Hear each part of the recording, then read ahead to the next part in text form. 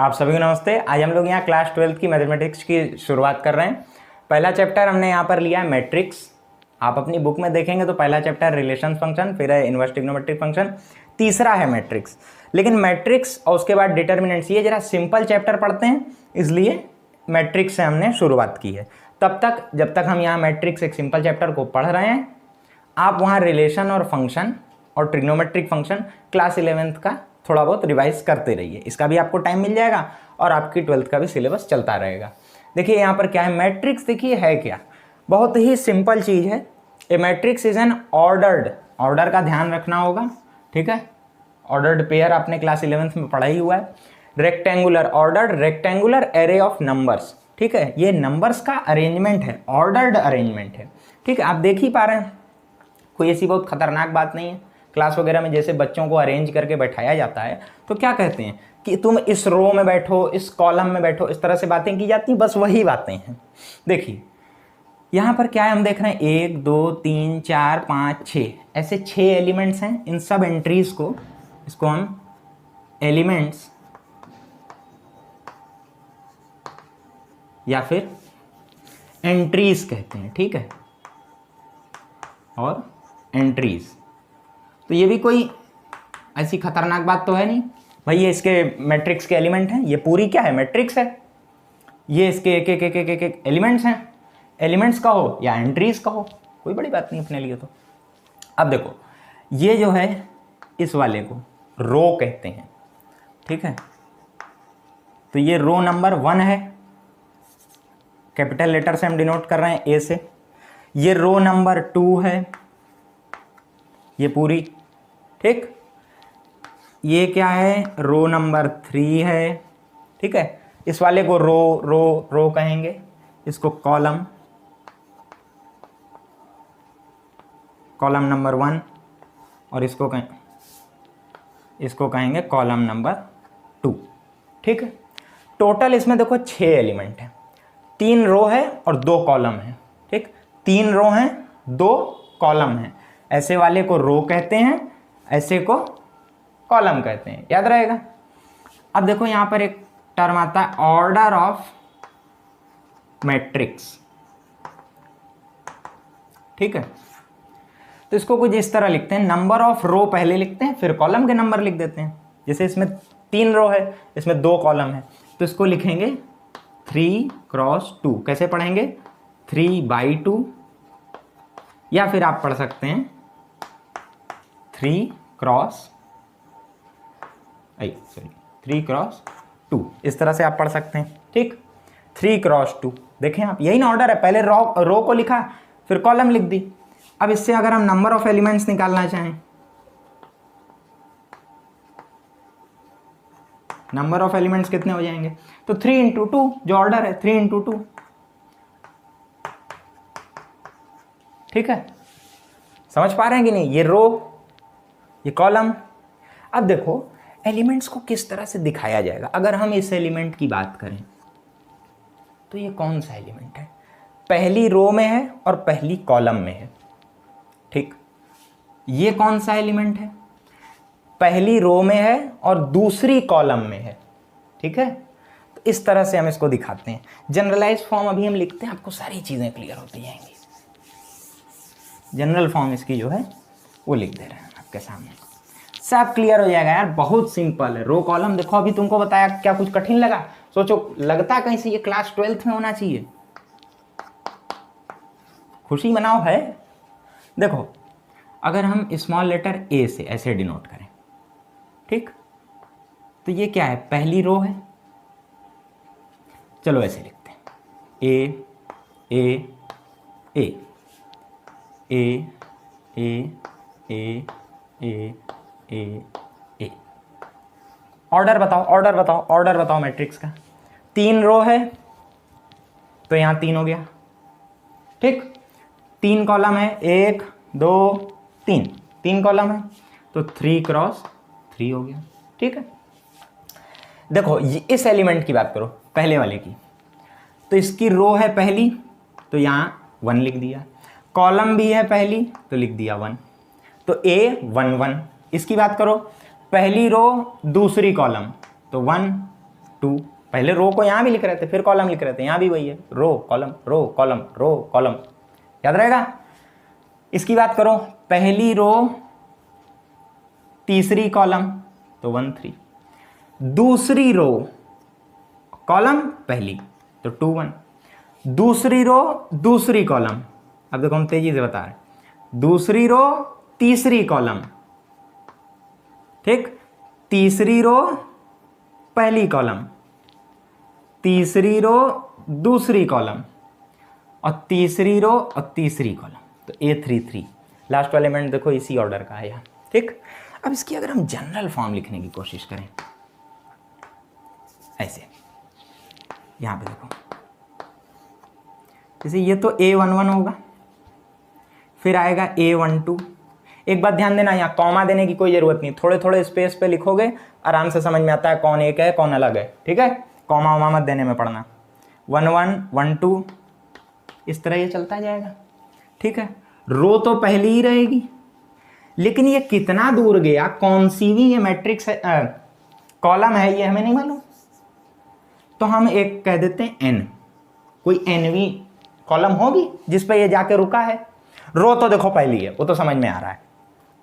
उसी तरह यहाँ दूसरी रो पहली कॉलम, ये आगे चलेगा, ठीक।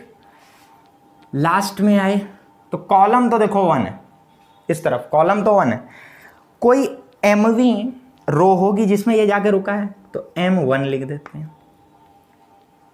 नंबर ऑफ रोज m है, नंबर ऑफ कॉलम n है। 1 2 3 4 करते हुए m तक गए, 1 2 3 4 करते हुए n तक गए, समझ में आ रही बात। अब इसको आगे बढ़ाया तो AM और कॉलम 2, ये आगे ऐसे ही जाएगा, तो ये कौन सा होगा, mवी रो nवी कॉलम mn। अब ऑर्डर ऑफ मैट्रिक्स क्या हो जाएगा, इसको भी ऐसे भगाओ, ठीक। ऑर्डर ऑफ मैट्रिक्स क्या होगा, m रो है क्रॉस n कॉलम है, ठीक। नंबर ऑफ एलिमेंट्स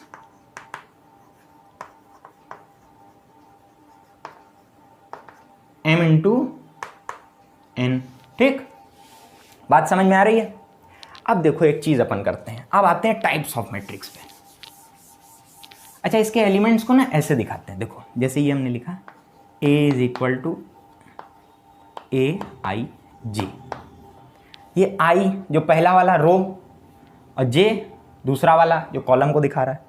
तो देखो क्या होता है ये, सच दैट कि ये जो है ना I की वैल्यू कहाँ से कहाँ तक होगी, छोटी से छोटी 1 हो सकती है, और ज़्यादा से ज़्यादा क्या हो सकती है, जितनी इसमें रो होगी।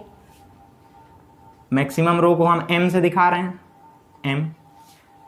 साथ ही साथ j की कितनी वैल्यू होगी, n तक, ठीक, ठीक है ना। I और j belongs to natural number, ये नेचुरल नंबर में चलेंगे 1 2 3 4 करते हुए m तक इसकी I की मैक्सिमम वैल्यू m हो सकती है, क्योंकि रो ही उतना ही है। इसका मतलब देखो क्या है, अगर हम लिखते हैं ना A इज इक्वल टू आई जे है, I की जगह 2 लिखा, J की जगह 3 लिखा, तो A23 कौन सा होना चाहिए, ये वाला।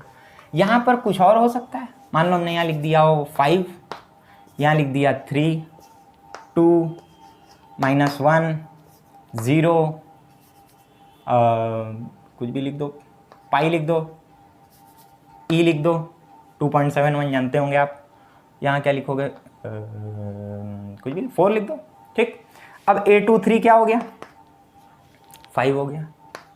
अरे ये छूट गया यार, इसको क्या लिखा जाए, आयोटा लिख दो, पढ़ा होगा इमेजिनरी नंबर, ठीक। तो इस तरह से अब अगर हम तुमसे पूछें A33 क्या है, सॉरी A33 क्या है, क्या बताओगे, 4 है, तीसरी रो तीसरी कॉलम 4 है, ठीक। बात सारी समझ में आ गई। नंबर ऑफ एलिमेंट्स, ऑर्डर की बात, आई जे किस तरह से डिनोट करते हैं, मैक्सिमम आई एम हो सकता है, जे एन हो सकता है, नेचुरल नंबर से ये बिलोंग करेंगे। नंबर ऑफ रोज को जनरल में हम एम बताते हैं, एन बताते हैं, एम क्रॉस एन का ऑर्डर बताते हैं, ठीक हो गई बात। टाइप्स ऑफ मैट्रिक्स आते हैं फटाफट। ठीक है। अब देखो टाइप्स ऑफ मैट्रिक्स में जरा लंबा चलेगा, लेकिन सारे सिंपल हैं।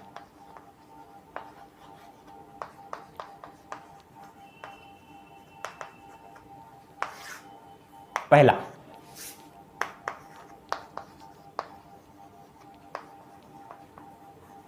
रो मैट्रिक्स, अभी हमने जाना। जैसे हमारे पास कोई एक मैट्रिक्स थी 2 3 4 1 माइनस अपना ई ले लो, पाई ले लिया, आयोटा ले लिया, 0 और -2। 3x3 की मैट्रिक्स है ये, 3 रो हैं 3 कॉलम है। इसकी एक रो उठा ली, बस कोई एक इसकी रो उठा ली, तो कैसे लिखेंगे? मान लो हम ये वाली रो उठा लें, तो कैसे लिखेंगे? 2 3 और 4, इसका ऑर्डर बोलो, एक रो 3 कॉलम। ठीक, जिसमें एक ही रो हो उसको हम कहते हैं row matrix. It has only 1 row. Column तो देखो कितनी भी हो सकती है, कॉलम से क्या फर्क पड़ता है, एक रो बस उठा ली और यहां पटक दिया, हो गई रो मैट्रिक्स। अब दूसरी एक आती है,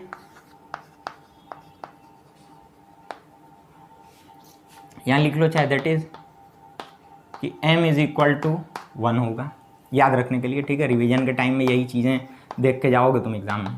ठीक, डेफिनेशन नहीं रटोगे। m इक्वल टू 1 होता है, एक ही रो होती है, रो मैट्रिक्स कहलाती है। कॉलम मैट्रिक्स क्या होगा? एक ही कॉलम, सॉरी, कॉलम एक ही होगी, कोई एक कॉलम उठा ली बस। मान लो ये बीच वाली उठा ली, 3e और 0 हो गई, 3e 0, एक कॉलम उठा ली, कोई बी मैट्रिक्स नाम दे दिया। अब एक ही कॉलम है, देखो 3x1 का ऑर्डर है, 3 रोज हैं और एक कॉलम है, एक ही कॉलम है, कॉलम मैट्रिक्स। ठीक, अब देखो आगे चलते हैं, मिटाएं, छापना चाहो छाप लो, स्क्रीनशॉट लेना चाहो स्क्रीनशॉट ले लो। चलो ले लिया होगा, 2 हो गया था ना, तीसरे पे आते हैं, तीसरे पे। तीसरा क्या कहता है? Vertical matrix.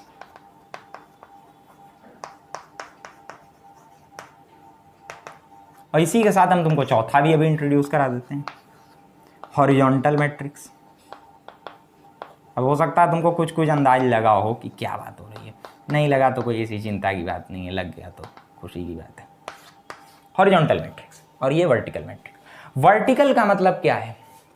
हिंदी में कहते हैं ऊर्ध्वाधर, ऐसे लंबा हो जो। हॉरिजॉन्टल बने क्षैतिज, ऐसे जो फैला हुआ हो। अब तुम हमको ये बात बताओ, मैट्रिक्स अभी थोड़ी बहुत पढ़े, ऑर्डर पढ़ लिए, एम एन सब पढ़ लिए, वर्टिकल का मतलब क्या? ऊपर को जो खींच जाए, ऊपर को जो खींच जाए, ऊपर खिंचा हुआ कैसे दिखेगा? जब नंबर ऑफ रोज ज़्यादा होंगी, जब नंबर ऑफ रोज ज़्यादा होंगी नंबर ऑफ कॉलम से। भाई अगर तुम किसी आदमी को पकड़ के खींचो तो क्या पीछे चपटा हो जाएगा, ऊपर लंबा होने लगेगा, देखो ऐसे। तो इसके लिए देखो की पॉइंट्स हम लिखवा रहे हैं, बहुत ज़्यादा लिखवाएंगे नहीं। m नंबर ऑफ रोज को बता रहा है, अगर ये ज़्यादा हो जाए नंबर ऑफ कॉलम से, मतलब कुछ इस तरह का। रो देखो जैसे हमने बनाई 1 2 3 4 5 6, 3 रो बनाई, ऑर्डर लिखो इसका 3x2, यही होगा, 3 रो हैं 2 कॉलम है, नंबर ऑफ रोज ज़्यादा हैं। तो देखो ये लग नहीं रहा कि ऊपर को है ये, और बताते हैं थोड़ी सी।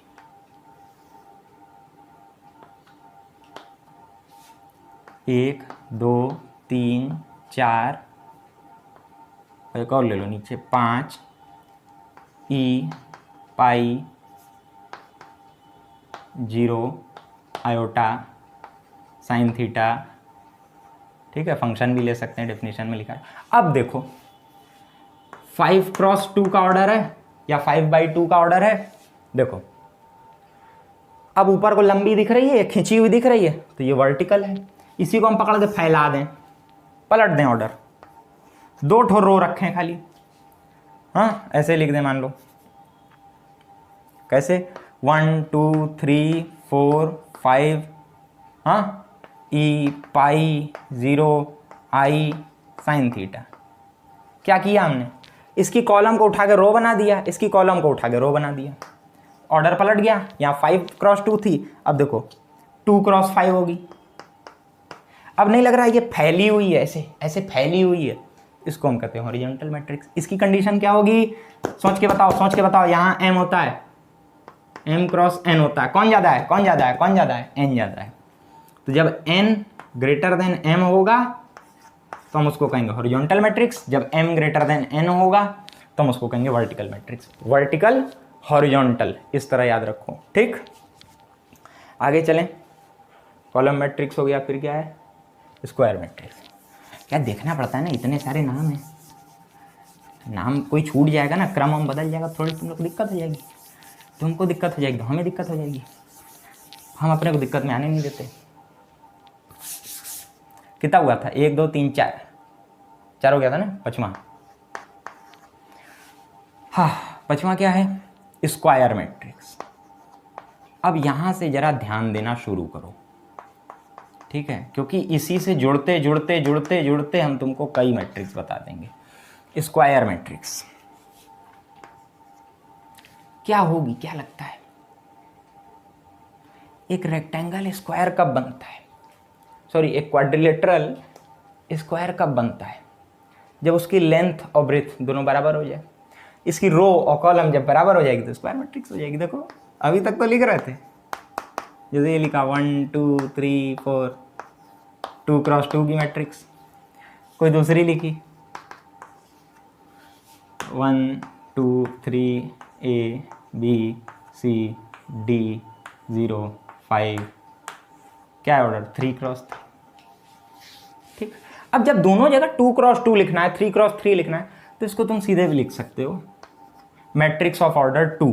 क्या लिखोगे, मैट्रिक्स ऑफ ऑर्डर 2। इसको क्या लिख सकते हो, मैट्रिक्स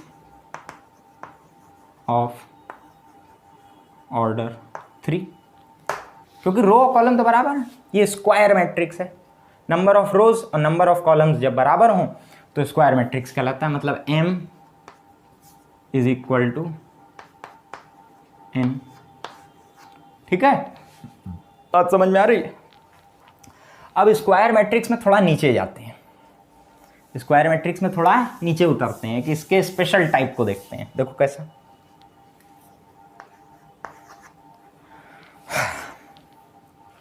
क्या होगा, डायगोनल मैट्रिक्स।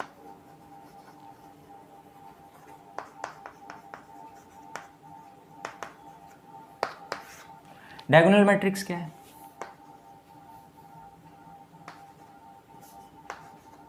ए स्क्वायर मैट्रिक्स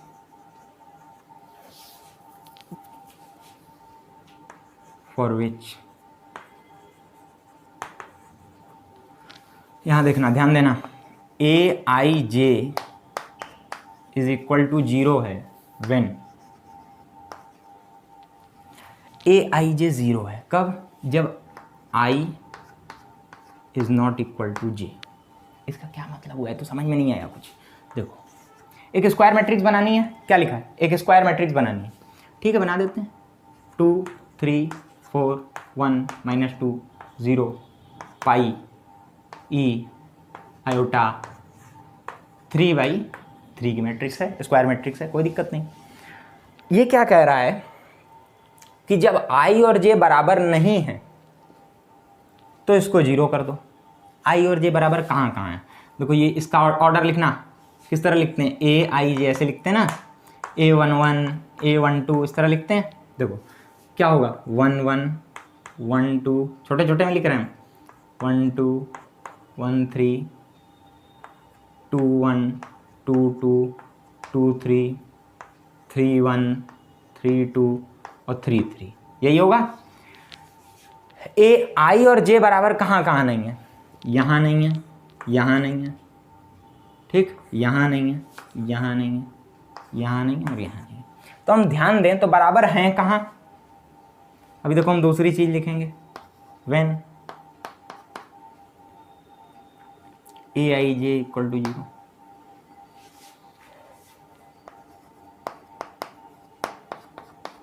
ये 0 नहीं होनी चाहिए, या इसको लिखने की उतनी ऐसी ज़रूरत नहीं है, इसी को लिखो। बचा क्या, ये वाला बचा पार्ट।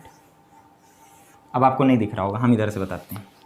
मान लो हमने एक मैट्रिक्स लिखी, यहाँ लिखा 1 0 0, यहाँ लिखा 0 2 0 0 0 -3, ऐसा लिख दिया। 3 × 3 की स्क्वायर मैट्रिक्स है।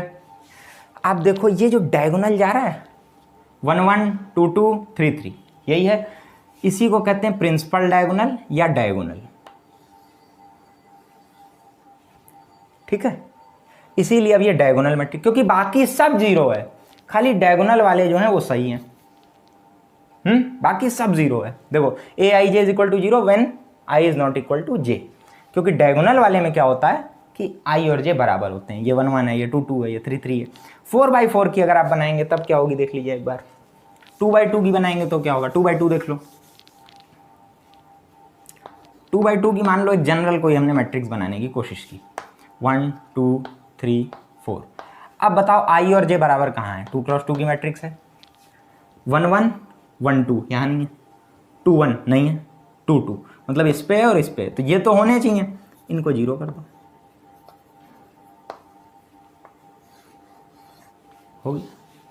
हो गया है ना। देखो ये प्रिंसिपल डायगोनल है, तो ये डायगोनल मैट्रिक्स हो गई। 4/4 की देख लो, 4/4 की देख लो, कोई b से डिनोट कर लिया। 1 2 3, बहुत ज़्यादा एंट्री सोचनी ना पड़े, इसलिए हम सीधा गिनती लिख रहे हैं। 5 6 7, ऐसे लिखने का ये तरीका होता है।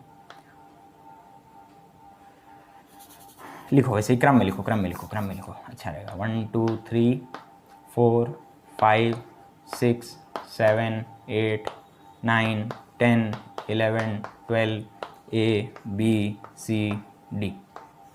4/4 की मैट्रिक्स है। कहाँ कहाँ बराबर होगा, यहाँ होगा, यहाँ होगा, यहाँ होगा और यहाँ होगा। सीढ़ी की तरह उतर जाओ, एकदम ढंग से बनाओगे अगर तो सीढ़ी की तरह उतर जाओगे एकदम। देखो कैसे, 1 1 2 2 3 3 4 4, हो गया। ये क्या है, यहाँ से लेके यहाँ तक ये डायगोनल है। अब बकिया सब अगर 0 हो जाएं तो ये 4/4 की डायगोनल मैट्रिक्स है। ठीक है,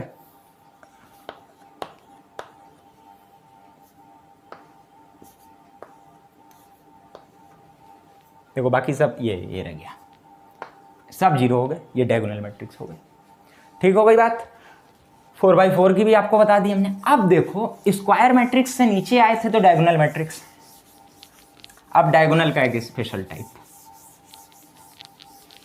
अब देखो डायगोनल का एक स्पेशल टाइप कौन सी है, 4 वो हो गया, 5वां ये, 6ठा ये, 7वां। ठीक है, याद रखना यहाँ 7 हम लिख दे रहे हैं। डायगोनल मैट्रिक्स, हाँ स्केलर मैट्रिक्स।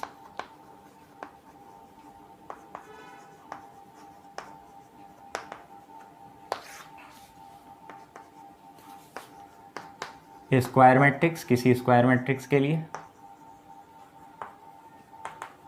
फॉर विच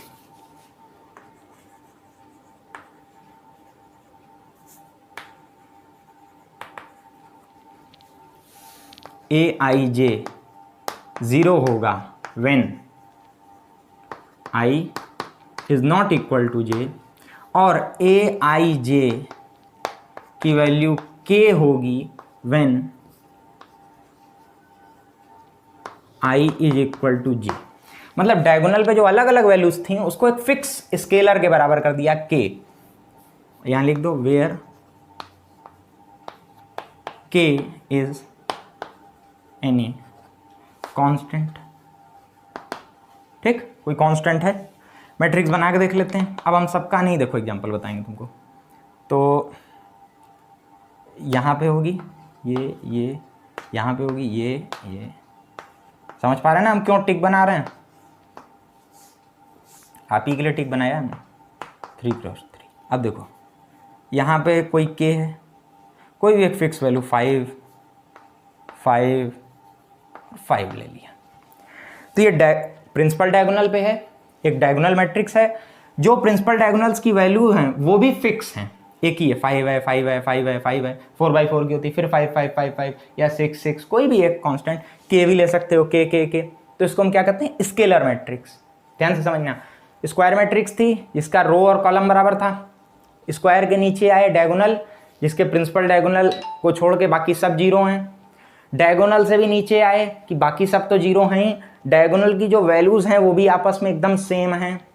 अब इसके भी नीचे जाते हैं, तो देखो हम यहाँ मिटाएंगे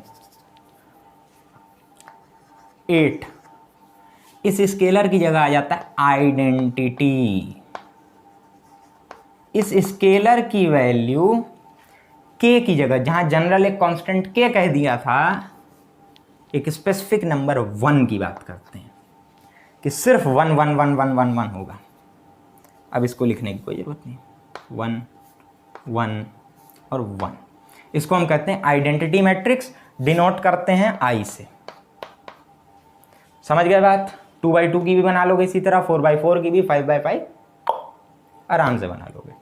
ठीक, अब आगे चलें, आइडेंटिटी भी हो गया, नल मैट्रिक्स, जीरो मैट्रिक्स, देख लो, ये भी देख लो या इससे हाँ, तो देखें हम नल या जीरो मैट्रिक्स, जैसे आपने वहाँ क्लास 11 में नल सेट पढ़ा होगा, वॉइड सेट उसी का नाम था। यहाँ देखो नल मैट्रिक्स या zero matrix, if all its elements are zero, सब के सब एलिमेंट्स अब जीरो ही हैं, तो क्या है, नल मैट्रिक्स है या जीरो मैट्रिक्स है। इसको हम ए से भी डिनोट कर सकते हैं। देखो 2x2 की एक ये मैट्रिक्स हमने बनाई है, सारे एलिमेंट जीरो हैं, कोई भी नॉन जीरो नहीं है। नॉन जीरो मतलब समझते हो, जीरो के अलावा कुछ भी नहीं, जीरो के अलावा कुछ भी, तो नॉन जीरो एलिमेंट एक भी नहीं है, तो ये मैट्रिक्स नल कहलाई। कोई भी एक अगर 1 हो जाता, 2 हो जाता, कुछ भी हो जाता, नॉन जीरो रहता बस, ठीक है, मान लो 2 रहता या 4 रहता, तो भी ये नल मैट्रिक्स नहीं कहलाती। एक एलिमेंट तो है ना जो नॉन जीरो है, लेकिन सब जीरो हैं, इसलिए हमने कहा नल मैट्रिक्स। सिंपल है। इक्वल मैट्रिसेस, अभी तक तो सब एक मैट्रिक्स की बात हो रही थी, स्क्वायर है, डायगोनल है, स्केलर है, आइडेंटिटी है। इक्वल में क्या है कि दो मैट्रिक्स की बात है, टू मैट्रिसेस ए आई जे इस तरह लिखते हैं, and B I J are said to be equal if, दो कंडीशन है, they are of same order. भाई जब आपस में इक्वल है तो ऑर्डर तो सेम होगा ही, और उन सब के elements A I J equal to B I J for all A I and जे।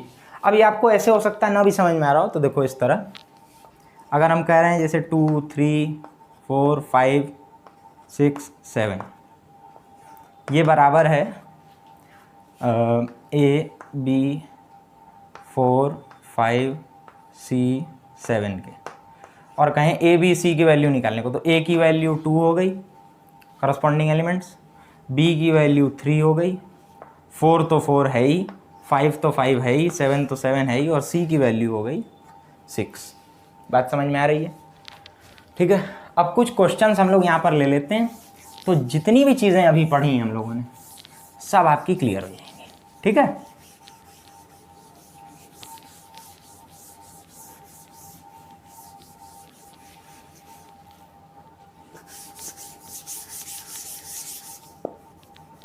गंदा हो गया बोर्ड। हाँ, एग्जाम्पल नंबर 1 क्या है भाई? एग्जाम्पल देख ले। Construct a matrix of order 3/2,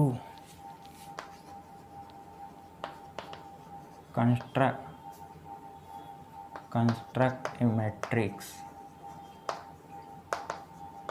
of order 3/2 whose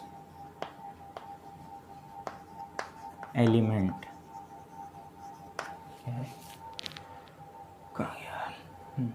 whose elements a I j are given by element a I j are given by, ठीक है। एलिमेंट को डिफाइन किया गया किस तरह? ए आई जे डिफाइन है, किस तरह डिफाइन है भाई? देख लें 1/2 मॉड में,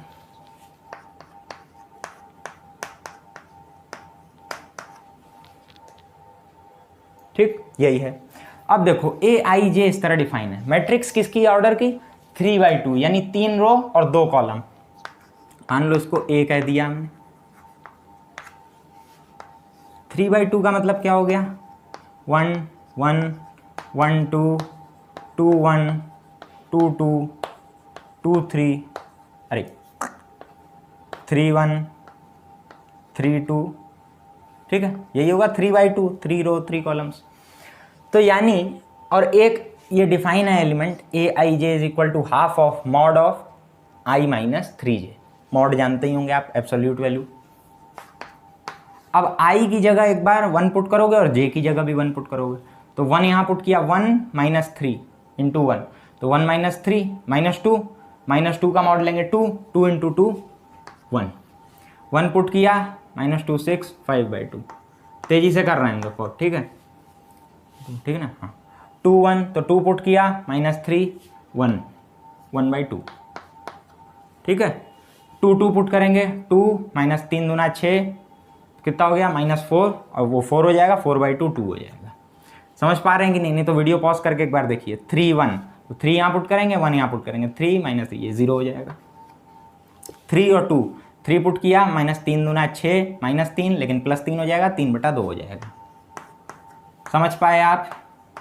3/2 की ये बन गई मैट्रिक्स, ठीक। अब देखो एक दूसरा क्वेश्चन भी इसी टाइप का है, लेकिन उसमें है 2 × 2 के एलिमेंट्स आर गिवन बाई, हाँ देख लीजिए, थोड़ा सा बदलेंगे बस हम, ये और ऑफ ऑर्डर 2 × 2 लिखो या 2 लिखो, क्योंकि स्क्वायर मैट्रिक्स है 2 × 2। एलिमेंट्स किस तरह डिफाइन है, Aij e के पावर 2 2ix sin jx, ठीक, ठीक, किसकी, 2 × 2 की। मतलब मैट्रिक्स किस तरह की बनेगी, A11 A12 A21 A22, तो 2/2 की ये मैट्रिक्स बनी। 1 1 पुट करेंगे, क्या आएगा, e के पावर 2x, 1 तो 2 इंटू 1 1 हो जाएगा, sin x,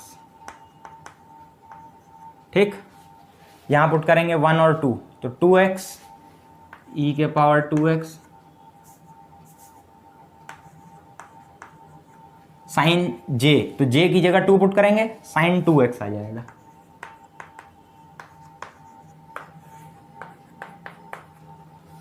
यहाँ का पुट करो 2 1, तो 2 पुट करेंगे, e के पावर 4x sin 1, तो sin x।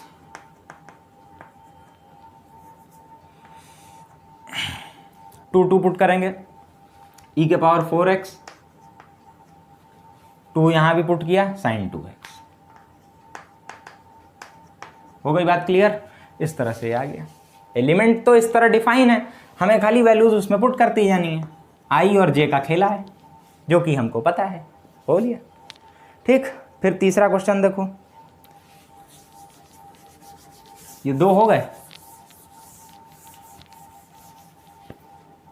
अब आ जाओ तीसरे पे। 5 हैं total.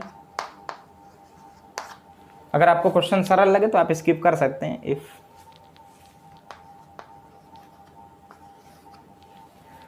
x + 3 z + 4 x + 3 z + 4 2y - 7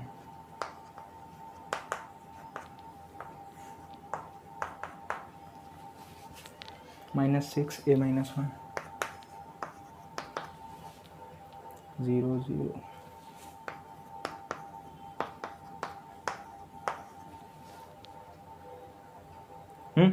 बराबर है किसके,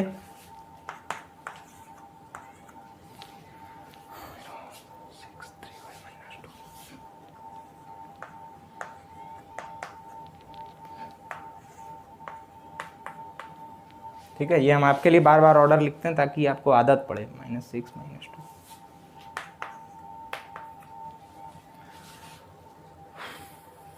सॉरी -2 नहीं -3 है, और ये 2c + 2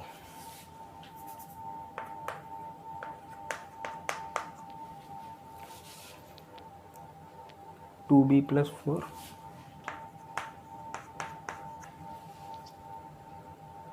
-21 ठीक, ठीक। अब अगर कह रहा है ये इक्वल है, देन फाइंड ठीक है, मेरे क्वेश्चन लिखते लिखते भी आप लोग समझ गए होंगे। X Y Z A C भी है क्या कोई? हाँ 3 है, A B and C, 6 variables हैं, इन सबको निकालना है। अगर ये इक्वल हैं तो इसका मतलब x+3 बराबर होगा 0 के। अगर x+3 0 के बराबर है तो यहाँ से आ गया कि x जो है वो -3 है, एक वैल्यू तो मिल गई। अब इसको लिखेंगे नहीं हमारे पास। z+4 बराबर है 6 के, z+4 इज इक्वल टू 6, मतलब z इज इक्वल टू 6 - 4, मतलब z इज इक्वल टू 2 आ गया।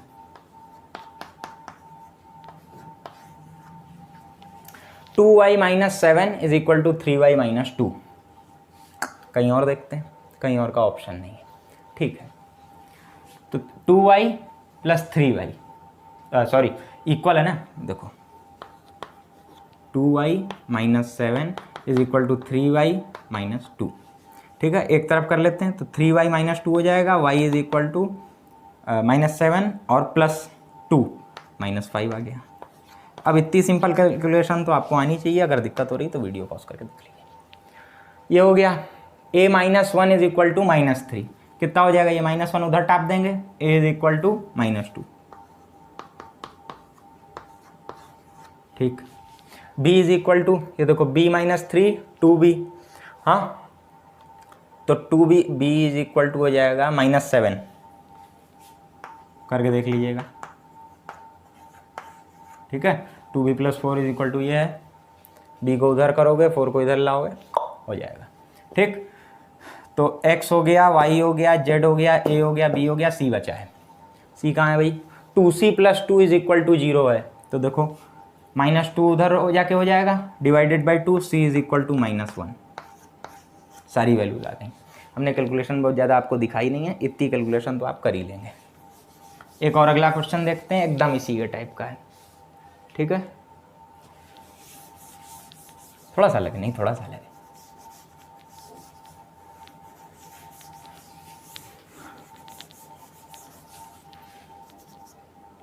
एग्जाम्पल नंबर 4, इफ क्या है? x + y + z, x + y, थोड़ा सा देखो हम धीमे लिखते हैं, अगर बोरियत हो रही तो आप स्किप कर सकते हैं, क्योंकि YouTube ने आपको ऑप्शन दे रखा है।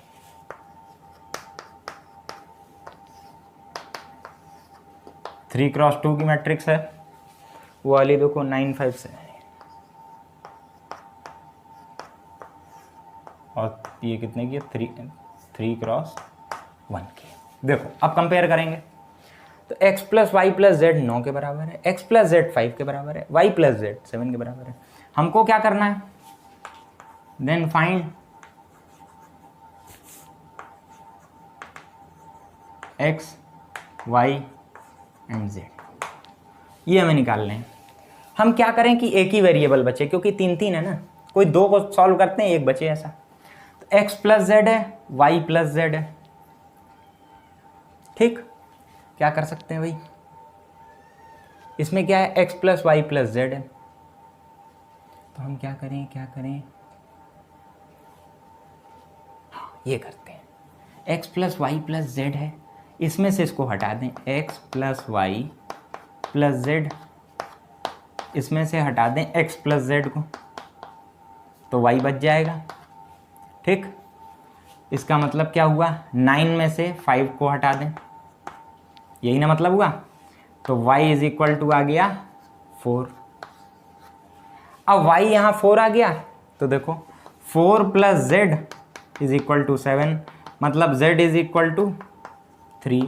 अब z इज इक्वल टू 3 आ गया और y इज इक्वल टू 4 आ गया, तो देखो अब इसमें पुट कर सकते हो, 4 और 3 7, x आ जाएगा 2।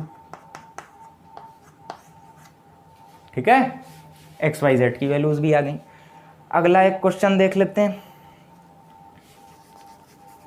लगभग इसी तरह का लेकिन थोड़ा अच्छा है, देख लीजिए।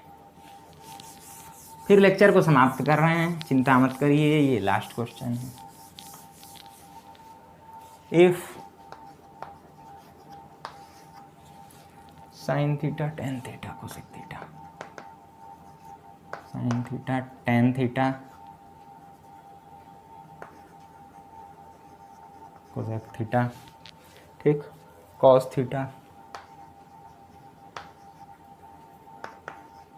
माइनस साइन थीटा, माइनस वगैरह का बड़ा ध्यान रखिएगा जब माइनस लगाओ तो 1, कितने क्या ऑर्डर है 3×2 बराबर है किसके, देख लेते हैं 1/√2 1√2 1/√2 माइनस 1/√2 और 1।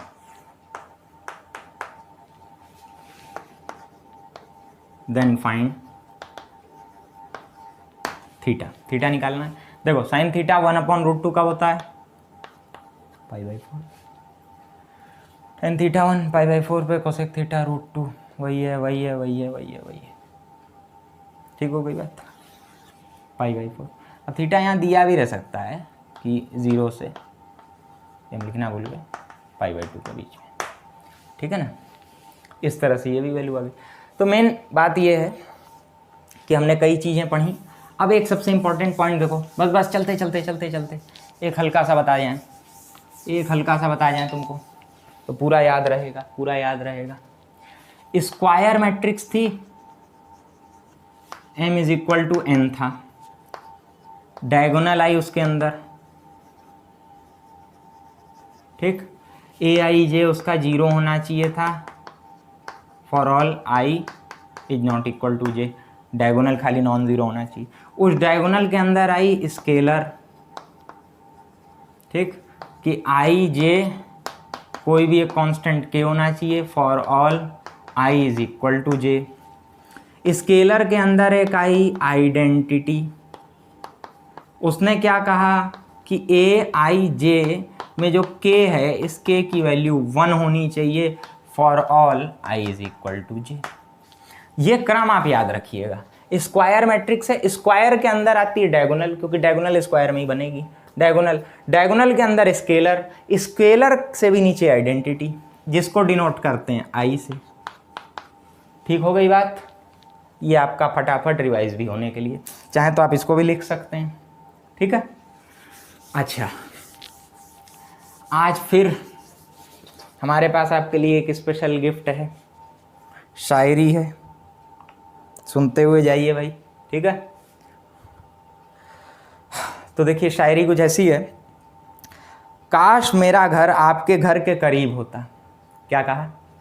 काश मेरा घर आपके घर के करीब होता, बोलना ना सही देखना तो नसीब होता। ठीक है।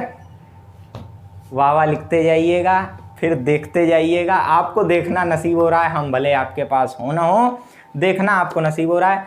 फिर मिलते हैं अगले लेक्चर में, फिर कुछ नया सीखेंगे, कुछ नया जानेंगे। तब तक के लिए आप सभी को